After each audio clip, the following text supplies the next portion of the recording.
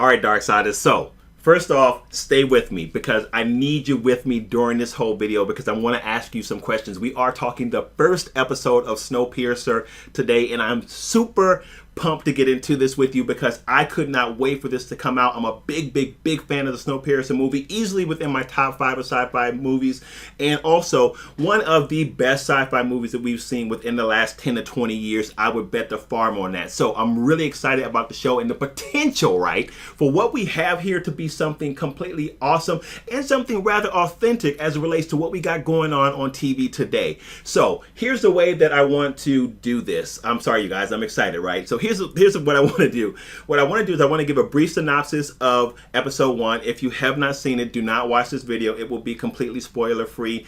Filled with spoilers, I mean. Hey, don't judge me. We got a lot to talk about. Let's keep going. Go check it out and come back. I'm really hoping to build some community around this show because I think the show is going to give us a whole bunch to unpack, a whole bunch to really enjoy, and a lot to think about, man.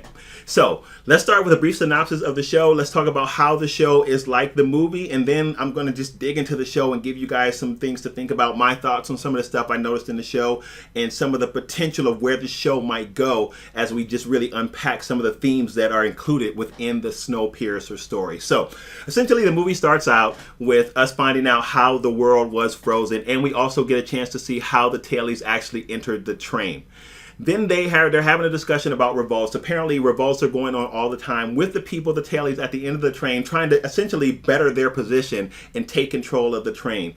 As the show goes on, we find out that the tailies leader is separated from the rest of the group as Melanie, who I would consider the train liaison to the rest of the guests, wants him to help her solve a murder. Turns out that he is the last detective on the train alive, and she wants him to solve a murder. As we move through the show, the two of them go back and forth, with Melanie trying to convince him to agree and him trying to barter with her to make deals for a better life for the tailies at the end of the train.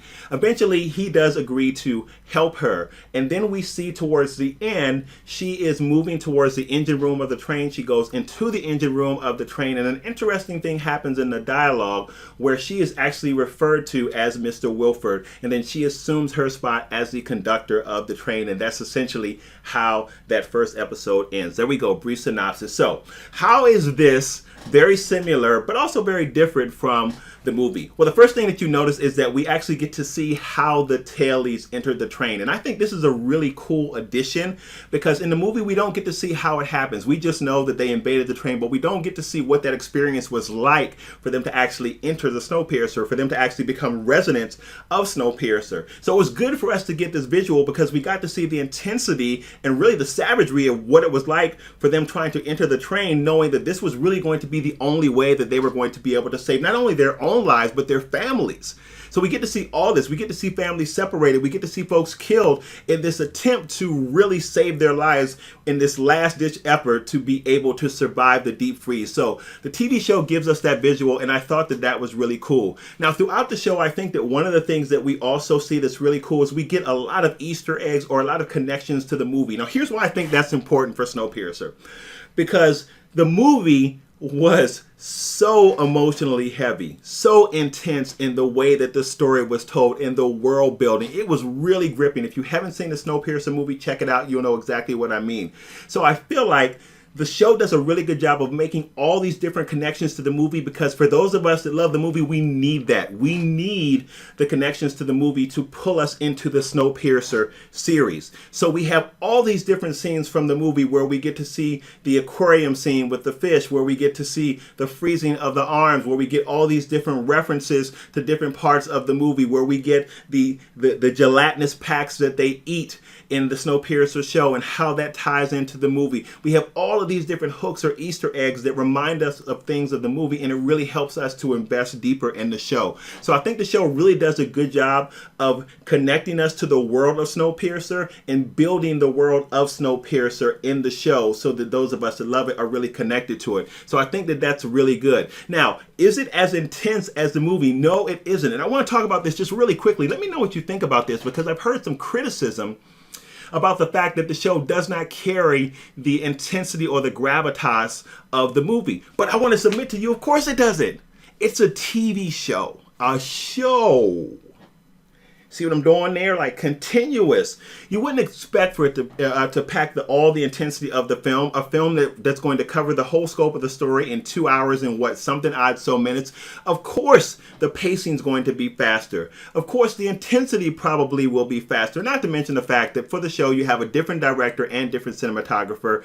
Of course. But it does pack enough for us to be pulled into the show and follow the show through the pacing of the first episode. And also, of course, it's the first episode. So you got to give the show some room to breathe, the show some room to establish itself. But I just wanted to answer that critique because I wouldn't expect that it would be as intense as the show. Not if it wasn't going to burn itself out. It needs to pace itself to be able to pull us through the different episodes of the season. One of the things that I do think, though, is really interesting about Snowpiercer, and here's where I want you guys to think about some things that really excite me for the show. I want to put them in front of you to see what you think about it. But one of the things that I think that is really interesting about Snowpiercer, and hopefully we get to unpack this as we go through Snowpiercer, are all the different themes that we can examine. And that's one of the things that makes me excited about the pace of the show being slower, so that we can really jump into different themes. Not only the theme of classism, but the theme of identity, the theme of aspiration, the themes of what's the word I want? I was going to say disparity. Disparity is not the word I want. The feeling of desperateness, the feeling of hopelessness, all of these different themes that we can explore on the show. What it's like for kids that are actually born on the train and have never experienced life outside of the train. What it's like for those that can vaguely remember their life outside of the train, having gone or stepped into this new world. All these different themes about classism, socialism, psychology, all these different things that there are to explore on the train, all wrapped into this rather intense and confined environment. So I feel like there's so much to explore in this show that we could be in for some really fascinating and interesting storytelling as the show builds. And I'm super excited because TNT has already ordered a season 2, so that shows me that they're confident with what the show is going to bring us. So I'm really happy about that.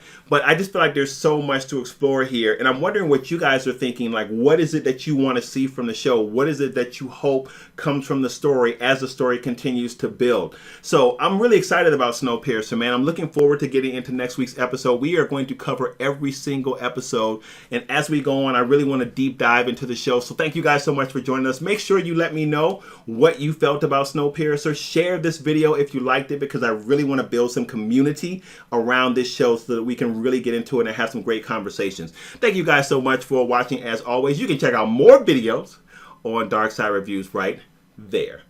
I'll see you on the next video. Peace.